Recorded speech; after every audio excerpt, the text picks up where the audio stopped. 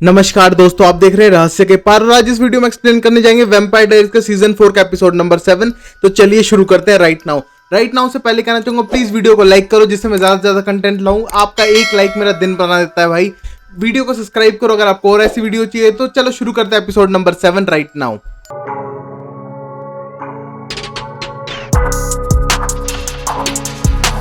पहले सीन में हम स्टेफन को देखते हैं जो जंगलों में एक्सरसाइज कर रहा था और वहीं पर बात कर रहा था कैरोलाइन से और कैरोलाइन को बताता है कि उसका और अलीना का ब्रेकअप हो चुका है और वो बहुत ज्यादा गुस्से में है। उसी मोमेंट पे कैरोलाइन बोलती है तो तुम क्या करना चाहते हो, और तभी स्टेफन बोलता है मैं किसी की आर्टरी से सीधा ब्लड पीना चाहता हूँ जब तक मेरी सांस बंद नहीं हो जाती है। और ये कहने के बाद कैरोलाइन बोलती है तुम्हें याद है ना कि तुम्हें यहाँ पर आना है और तुम्हें अपने ब्लड लस्ट पे कंट्रोल रखनी है। उसी मोमेंट पे ये सुनने का स्टेफन बोलता है कि वो कंट्रोल नहीं कर पा रहा है और उसको बहुत ज्यादा गुस्सा आ रहा है और कहता है कि अलीना के मन में फीलिंग है डेमन के लिए। और ये सुनने के बाद कैरोलाइन बोलती है व्हाट, ऐसा कैसे हो सकता है डेमन के लिए? डेमन तो डेमन है और तुम हो और वो तुम्हें छोड़ के डेमन के पास कैसे जा सकती है? और ये कहने के बाद स्टेफन बोलता है ऐसा ही हो रहा है, अब मैं क्या कर सकता हूं इसमें। और ये सुनने के बाद कैरोलाइन बोलती है तुम चिंता मत करो, मैं उसे समझाने की कोशिश करूंगी और उसके बीमार दिमाग के अंदर कुछ अच्छी इंफॉर्मेशन डालूंगी जिससे वो सही डिसीजन ले सके अपनी लाइफ में। और ये कहने के बाद वो देखती है कि अलीना उसके पास आ रही है और ये कहने के बाद स्टेफन का फोन काटती है और कहती है कि प्लीज तुम आ जाना, आज मिस मिस्टिक फोल्ड कंपटीशन है और तुम्हें वहां होना पड़ेगा, तुम पिछले साल भी वहां पर नहीं थे। और ये कहने के बाद फोन काट देती है। वहीं अब हम देखते हैं कि स्टेफन के पास सीधा क्लाउस आके उसकी गर्दन पकड़ लेता है और जैसे गर्दन पकड़ता है और बोलता है कि तुमने सीक्रेट सबको बता दिया, अपने भाई को और हर एक टीनेजर को, और क्योर के पीछे कितने सारे लोग पड़ जाएंगे तुम्हें पता है। और ये कहने के बाद बोलता है क्लाउस कि अगर तुमने ये बात बताई किसी और को या फिर और फैली ये बात तो याद रखना कि जेरेमी का अगला शिकार तुम होगे। और ये कहने के बाद बोलता है अगर ये बात भी किसी और को बताई तो पहले मैं तुम्हें मारूंगा। और यहाँ देखते हैं कि क्लाउस बहुत ही ज्यादा गुस्से में था। अब स्टेफन घर आ चुका था और घर आने के बाद वो डेमन से मिलता है और तभी डेमन को बताता है कि उसका और अलीना का ब्रेकअप हो चुका है। और ये सुनने के बाद डेमन को बहुत बुरा शौक लगा और वो कहता है कि चलो मैं तुम्हारा टाइम वेस्ट नहीं करूंगा, मैं तुम्हें मेन बातें बताता हूँ कि हमको हंटर से बहुत सारे वैम्पायर्स मरवाने हैं जिससे कि पूरा उसका हंटर मार्क कंप्लीट हो सके। और वो ये कहने को स्टेफन बोलता है बस इतनी बात थी ना, मैं जाऊं। और ये कहने के बाद डेमन बोलता नहीं एक और बात है, मैट ने पता किया है कि जो प्रोफेसर शेन है वो किसी तरह से अप्रैल के पापा के साथ पूरी मीटिंग के साथ और काउंसिल के साथ जुड़ा हुआ है और मुझे पता करना है। और ये बोलने के बाद स्टेफन बोलता है हाँ मुझे पता क्या होने वाला है, डेमन अपने तरीके से करेगा, तुम जाओगे उसे थ्रेटन करोगे, जान से मारने की कोशिश करोगे, उससे सच उगलवाओगे। और ये कहने के बाद डेमन बोलता है हाँ ऐसा ही तो होने वाला है। और ये कहने के बाद हम देखते हैं कि स्टेफन वहां से जाने लगता है और उसको उदास देख डेमन बोलता है तुम्हें अगर चाहिए तो मैं कंपनी दे सकता हूँ, दोनों भाई पूरे दिन एक साथ बिताएंगे, शराब पियेंगे, एंजॉय करेंगे। और ये कहने के बाद स्टेफन को और गुस्सा आता है और कहता है कि ऐसा बिलीव करते हैं तुम्हारा सबसे लकी डे है और मैं यहाँ से जा रहा हूँ। और ये कहने के बाद वहां से चला जाता है।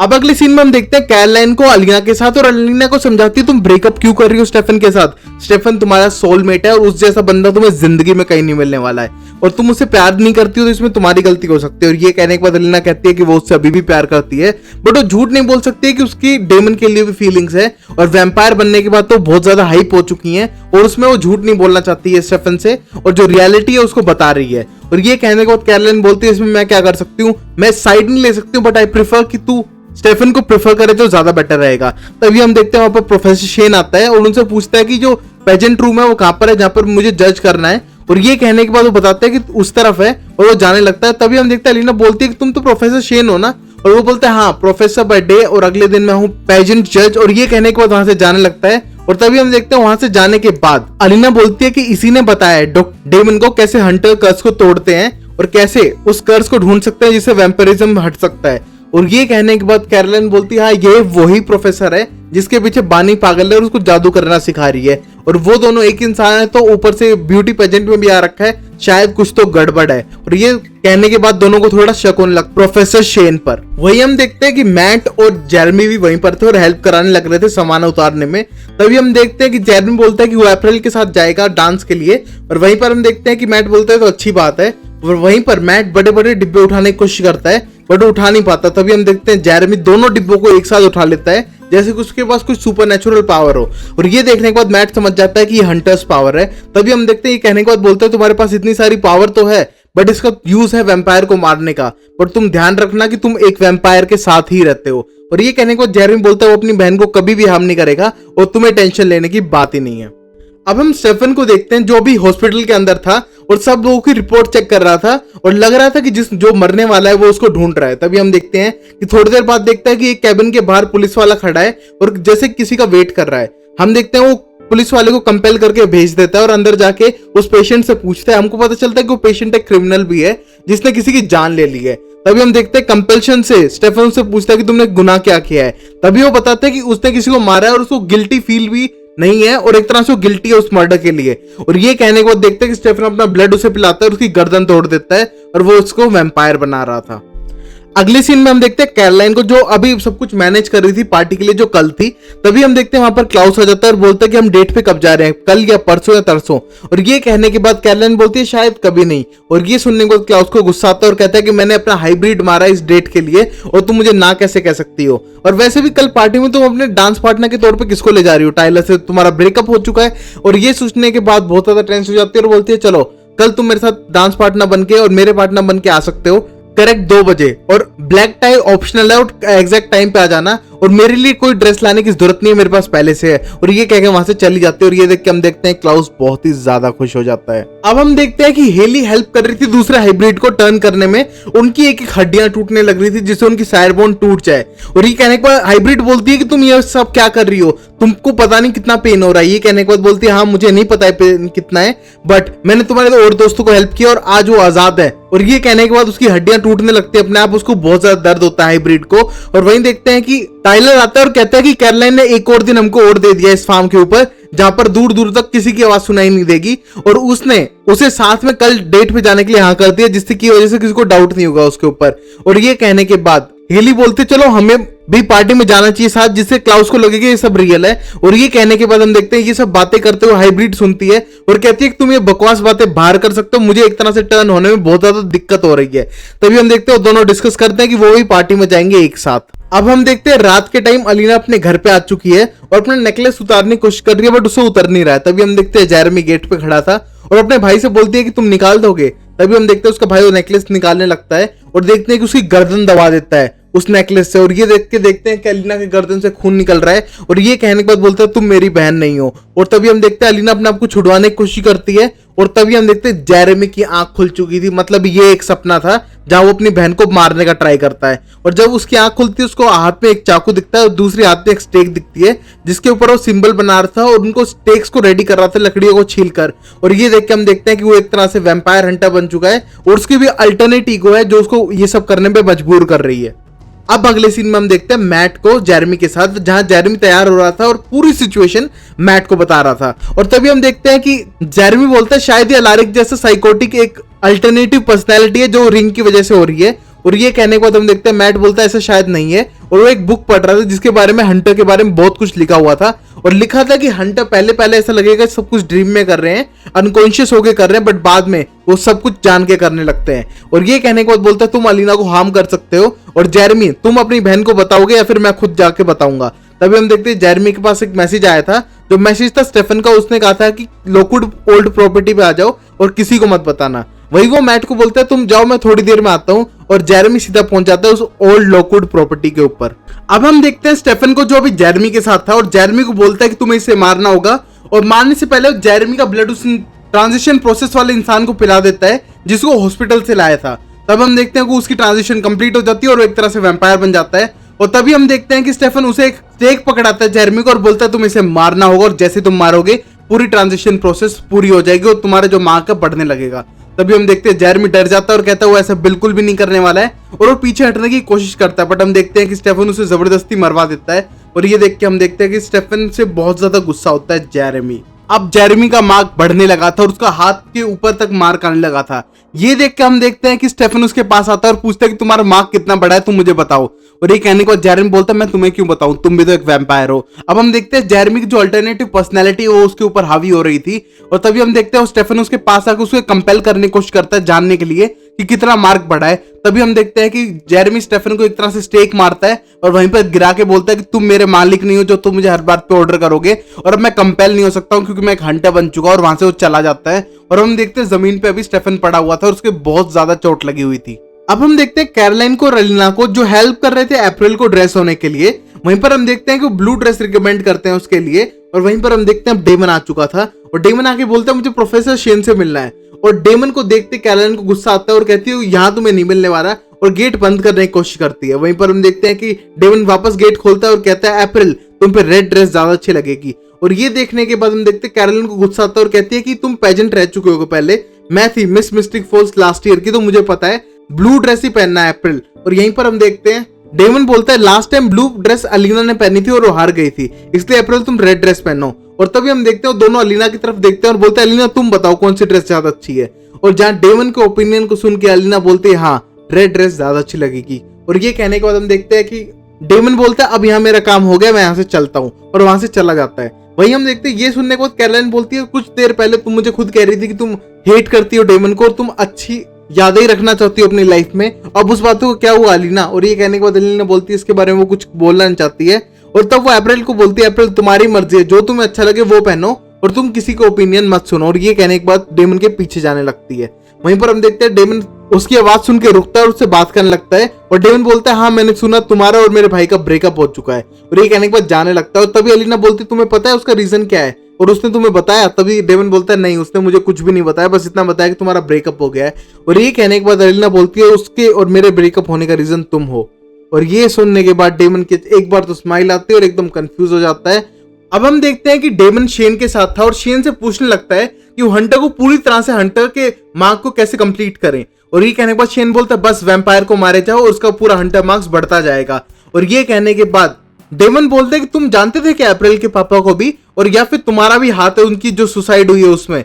और ये कहने के बाद शेन बोलते हैं तुम भरी पब्लिक पे मेरे पे इल्जाम लगा रहे हो। और ये कहने के बाद डेमन बोलते हैं शायद कुछ ऐसा ही है। तभी हम देखते हैं उनकी बात इंटरप्ट करती है मिस लॉकवुड जो स्पीच देती है कि यहाँ पे Miss Mystic Falls pageant event पे आने के लिए सबका स्वागत है। तभी हम देखते हैं वो कैरोलाइन को माइक थमाती है और वहां पर कैरोलाइन पिछले साल की पेजेंट विनर थी, तो वो एक तरह से सबको इंट्रोड्यूस करती है और वहां पर सबको एक एक करके बुलाती है। आखिरी में हम देखते हैं कि अब जेरेमी यहाँ पर नहीं पहुंचा था। उसी मोमेंट पर देखते हैं अलीना मैट के साथ खड़ी थी और मैट बता देता है कि तुम्हारा भाई आज यहाँ पर नहीं है और वो तुमको मारने के सपने देख रहा है आजकल। और ये देखने के बाद हम देखते हैं अलीना एकदम शॉक हो जाती है और वहां पर जेरेमी को ना पाकर मैट जाता है अप्रैल के पास और उसका हाथ पकड़ता है और उसको डांस के लिए अपना पार्टनर बनाता है और वहां पर वो डांस करने लगते हैं। और अब हम देखते हैं अलीना एकदम शॉक में आ चुकी थी, उसका भाई एक तरह से उसको मारने का ट्राई भी कर रहा है और वो किसी को बता भी नहीं पा रहा है। अब हम देखते हैं पार्टी में अलीना बहुत ज्यादा गुस्सा हो चुकी थी कि जेरेमी टाइम पे यहाँ पर पहुंचा भी नहीं और वो पता नहीं कहाँ है और अभी उसे ड्रीम्स आ रहे हैं उसकी बहन को और वैम्पायर्स को मारने के। और ये कहने के बाद वो कैरोलाइन से मिलकर सब बताती है और कहती है बहुत ज्यादा टेंस्ड है। और वहीं पर कैरोलाइन बोलती है कि वो आया नहीं, मैंने उसका नाम लिया था और वहां पर मैट को आना पड़ा। तभी हम देखते हैं वहां पर डेमन आता है। डेमन आके बोलता है शायद वो टेंशन में यहाँ से भाग गया होगा और शायद वो कहीं जंगलों में घूम रहा होगा हंटर बनकर। और ये कहने के बाद अलीना बोलती है हाँ तुम सही कह सकते हो। और ये देखने के बाद हम देखते हैं कैरोलाइन बोलती है कि तुम हर बात पे डेमन की सपोर्ट क्यों लेती हो। और हम देखते हैं कि डेमन के जाने के बाद बहुत ज्यादा गुस्सा करती है अलीना से और कहती है कि आजकल मैं देख रही हूँ कि तुम सिर्फ डेमन को सपोर्ट करे जा रही हो। तुम्हें पता है डेमन हमेशा गलत चीज करता है, डेमन का प्लान बेकार प्लान होता है। ये सुनने के बाद अलीना बोलती है तुम मुझ पे इतना गुस्सा क्यों कर रही हो और तुम मुझे इतना इरिटेट कर रही हो, तुम्हें पता है सारी सिचुएशन कितनी हार्ड है। और ये कहने के बाद कैरोलाइन से गुस्सा होते हुए अलीना वहां से चली जाती है। और ये सब देख के कैरोलाइन बोलते हैं कि हर बार उसे ही बुरा क्यों बनना पड़ता है सब लोगों के लिए। और तभी हम देखते हैं वहां पर क्लाउस आके कहता है इजी लव, तुम अपने आप पे कंट्रोल करो। और इसके बाद हम देखते हैं कि क्लाउस कैरोलाइन के साथ वॉक पे निकल जाता है एक शैंपेन की बोतल हाथ में लेकर और वो उससे बोलता है तुम्हें अपने इमोशंस पे कभी कभी कंट्रोल करना चाहिए। और ये कहने के बाद वो बोलती है डेमन के साथ अलीना कैसे हो सकती है, मुझे पता है वैम्पायर वही होता है जो पहले ह्यूमन होता है उसका एम्पलीफिकेशन वर्जन, बट इसका मतलब ये नहीं है कि वो डेमन से प्यार करने लगेगी। और ये कहने के बाद बोलती है प्लीज तुम जल्दी करो, क्योर ढूंढो, जल्दी से अलीना को पहले जैसा कर दो तो बेटर है। तभी कैरोलाइन पूछती है क्लाउस से कि तुम नहीं चाहते कि तुम क्योर हो कि एक ह्यूमन बन जाओ। और ये कहने के बाद क्लाउस बोलता है क्यों बनना चाहूंगा मैं ह्यूमन जब मैं अर्थ का सबसे ज्यादा पावरफुल स्पीशीज हूँ राइट नाउ और मेरे से पावरफुल कोई नहीं है। और ये कहने के बाद कैरोलाइन बोलती है एक मोमेंट पे तो लगा होगा कि तुम्हें ह्यूमन बनना चाहिए, कोई एक मोमेंट। तभी हम देखते हो कैरोलाइन की स्पीच पढ़ने लगता है जो जब कैरोलाइन ये लेटर मिस मिस्टिक फॉल्स के लिए पढ़ेगी वो पढ़ने के बाद हम देखते हैं कि वो उसका मजाक उड़ाने लगता है। और ये देख के हम देखते हैं कि कैरोलाइन बहुत ज्यादा खुश भी होती है और एक तरह से इरिटेट भी होती है। और ये सब देखता है दूर खड़ा टाइलर और टाइलर अब जेलस हो रहा था। ये सब देख के कि कैरोलाइन बहुत ज्यादा खुश दिख रही है टाइलर के बगैर और क्लाउस के साथ और देख के बहुत ज्यादा जेलसी फील करता है। अब हम देखते हैं जेरेमी पार्टी में वापस आ चुका था और वो मिलता है सीधा अप्रैल से, उसको कहता है कि वो नहीं आ पाया उसके लिए सॉरी, बट वो जरूर आना चाहता था बट कोई काम आ गया था। और ये देखने के बाद अपनी बहन को देखता है और उसको एक तरह से जो उसकी अल्टरनेटिव पर्सनैलिटी है वैम्पायर हंटर वाली वो आ जाती है और वो बोलती है कि तुम्हारे जो डैड थे उनकी डेथ एक तरह से सेक्रीफाइस थी इस टाउन के लिए। अब हम अगले सीन में देखते हैं कि डेमन को अभी भी शक था प्रोफेसर शेन के ऊपर और वो सीधा चला जाता है प्रोफेसर शेन के पास जो रूम में अकेला था और वो उससे पूछता है कि तुम्हें और कोई हंटर पता है शेन। और तभी शेन बोलता है नहीं मुझे कोई और हंटर के बारे में नहीं पता है। तुम्हें पता है हंटर को फाइंड करना कितना हार्ड है, उनको खुद को नहीं पता होता कि वो हंटर है।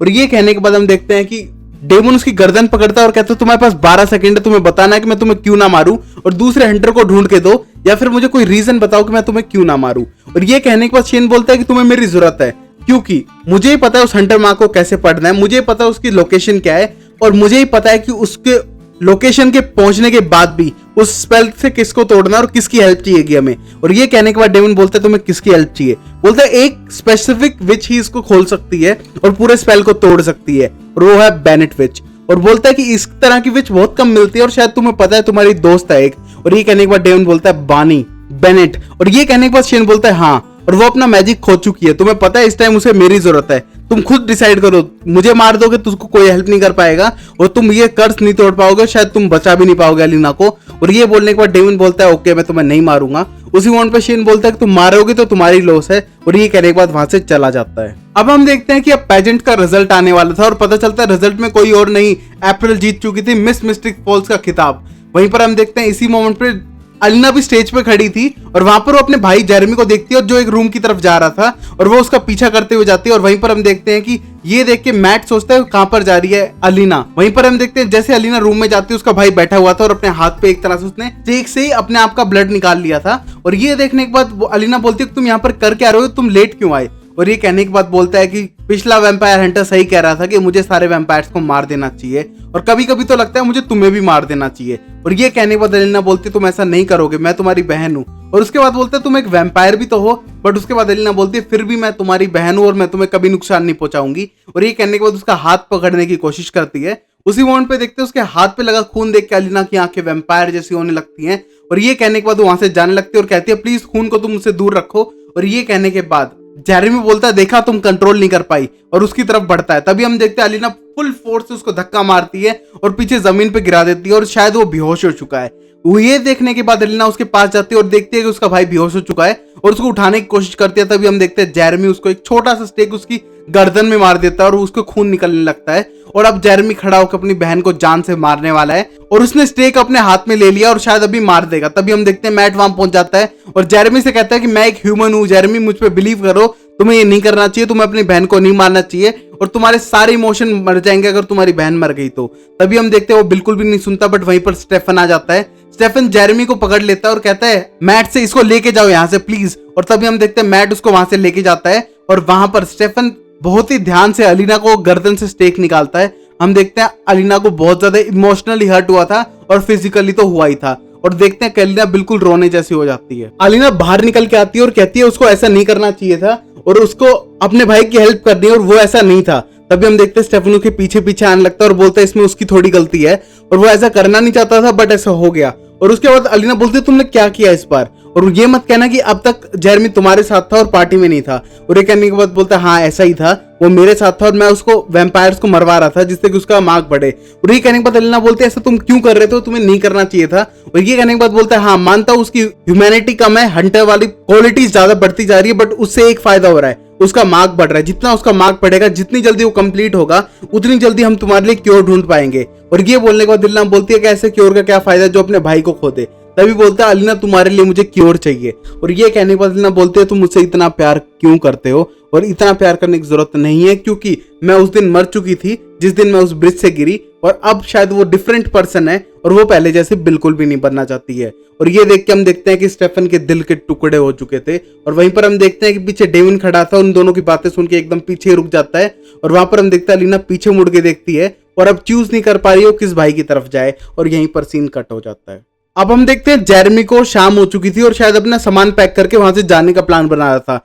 वहीं पर मैट आ जाता है और मैट बोलता है तुम क्या कर रहे हो। तभी जेरेमी बोलता है मैं यहाँ से जाने की कोशिश कर रहा हूँ कि जिससे कि मैं मेरी बहन को हार्म ना कर सकूं। और ये कहने के बाद मैट बोलता है तुम्हें जाने की जरूरत नहीं है, तुम्हारी बहन वैसे भी घर छोड़ के जा चुकी है और वो जा चुकी है सेल्वाटोर हाउस के अंदर, जिससे कि तुम उसको हार्म ना कर सको और वो तुम्हें मेंटली ना एक तरह से दुखी कर सके। और ये कहने के बाद उसको बोलता है कि मैं यहाँ पर रहूंगा तुम्हारे साथ, तुम्हारी देखभाल करने के लिए और तुम पे नजर रखने के लिए।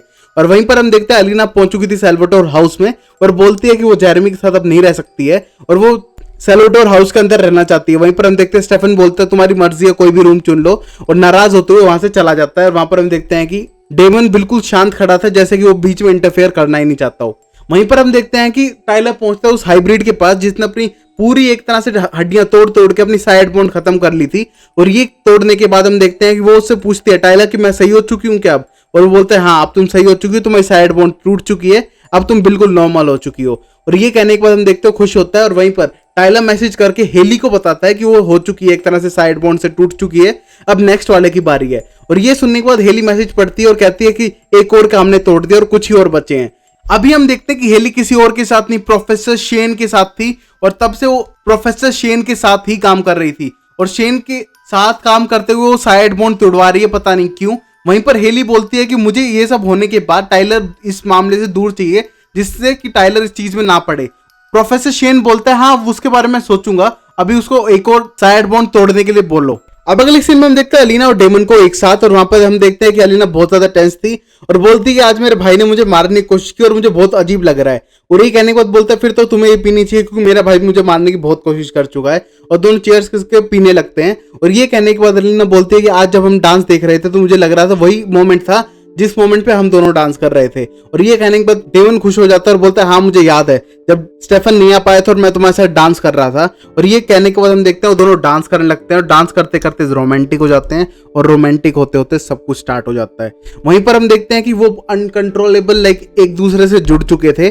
और वहीं अगले मोमेंट पे हम देखते हैं स्टेफन को जो सीधा पहुंच चुका था कैरोलाइन के घर पे और कैरोलाइन के घर पे बैठ के बात कर रहा था। वहीं कैरोलाइन बोल रही थी यार ऐसा मत सोचो, शायद अलीना अभी भी तुम्हारे पास वापस आ सकती है। स्टेफन बोलता है कि ऐसा नहीं होने वाला है, अलीना ने मेरे मुंह पे कहा है, साफ साफ कहा है कि वो मुझसे ब्रेकअप कर चुकी है और मुझसे आगे बढ़ना चाहती है लाइफ में। और ये कहने के बाद कैरोलाइन बोलती है ऐसा कैसे हो सकता है, ऐसा होना नहीं चाहिए, तुम और अलीना परफेक्ट लगते हो। और वहीं पर हम बात करें डेमन की तो मुझे डेमन 1% भी पसंद नहीं है और वो सोचती है तो उससे अजीब सा लगता है। तभी कैरोलाइन बोलती है यार तुम डेमन को बिल्कुल भी अपने और अलीना के बीच में मत आने दो और तुम जो क्यों हो रहा है उसको पक्का ढूंढना। तुम ये मत सोचो कि अलीना तुमसे नफरत करती है, बस अलीना थोड़ी बदल गई है इसकी वजह से ऐसा सोचती है, वरना अलीना पहले जैसी हो सकती है और तुम्हें पता है वो क्योर ढूंढने पे। और ये कहने के बाद बोलता है स्टेफन मैं क्योर बिल्कुल ढूंढना चाहूंगा, अगर ना भी ढूंढना चाहूं तो मुझसे क्लाउस जरूर ढूंढवाएगा। और ये कहने के बाद बोलती है हाँ मुझे पता चला कि मैं उसको एंगेज कर रही हूँ आजकल, जिसकी वजह से टाइलर अपने जितने भी दोस्त हैं उन सबकी साइड बॉन्ड तोड़वा सके। इसी मोमेंट पे कैरोलाइन के दिमाग में एक बात आती है और कहती है तुमने एक बात नोटिस की डेमन और अलीना की? और स्टेफन बोलता है क्या? Side bond. और ये बोलने के बाद बोलता है क्या? कैरोलाइन समझाती है तुमने अब तक नोटिस नहीं किया उन दोनों के बीच में ये बात, अगर जो डेमन कहते वो अलीना के लिए सही हो जाता है। उसने कहा एनिमल ब्लड पीना तुम्हारे लिए सही नहीं है तो नहीं हुआ, ब्लड बैग से पीना सही नहीं हुआ तो बिल्कुल भी सही नहीं हुआ। आज उसने रेड ड्रेस का कहा तो उसने रेड ड्रेस ही गई, एक तरह से वो उसी के वर्ड को फॉलो करती है, जो वो कह देगा उसकी हाँ में हाँ कह देगी और उसका कोई ओपिनियन नहीं है। ये हो सकता है शायद, ऐसा मुमकिन बहुत रेयर केसेस में है बट ये है, तुम्हें इस पर बिलीव करना पड़ेगा।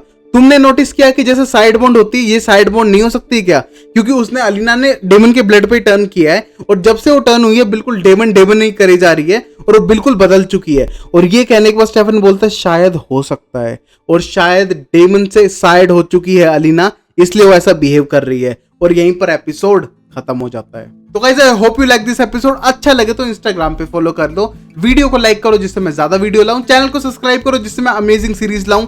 और अब करते हैं थ्योरीज पे बात। अब क्या अलीना की साइड बॉन्ड कैसे टूट सकती है वो अब हम जानेंगे, और क्या डेमन नहीं तोड़वाना चाहता वो साइड बॉन्ड। वहीं पर हम देखेंगे कैरोलाइन और डेमन के बीच में तो कुछ पंगे चल रहे हैं, उसके वजह से अलीना का उसका ब्रेकअप तो नहीं हो जाएगा उससे, या फिर अब कैरोलाइन सीधा डेट करने स्टार्ट कर देगी स्टेफन को कि वो भी सिंगल है और उसके और टाइलर के बीच में अब कुछ खास चल नहीं रहा है। वहीं पर हम देखते हैं हेली मिल चुकी है प्रोफेसर शेन से, तो मतलब कुछ बड़ी गड़बड़ चल रही है जिसके बारे में टाइलर तक को नहीं पता, और यहाँ तक कि क्लाउस को भी बेवकूफ बनाया जा रहा है। और मुझे सबसे ज्यादा डाउट होता है भाई प्रोफेसर शेन पे, इसको सबके बारे में सब कुछ पता है, ऐसा कैसे हो सकता है? और ये एक तरह से मास्टर प्लान कर रहा है किसी बड़ी चीज के लिए, और ये शायद सब वैम्पायर को मार भी दे। तो ये सब देखेंगे अगली वीडियो में, तब तक के लिए अपना ख्याल रखो, घर में रहो, टाटा एंड बाय बाय।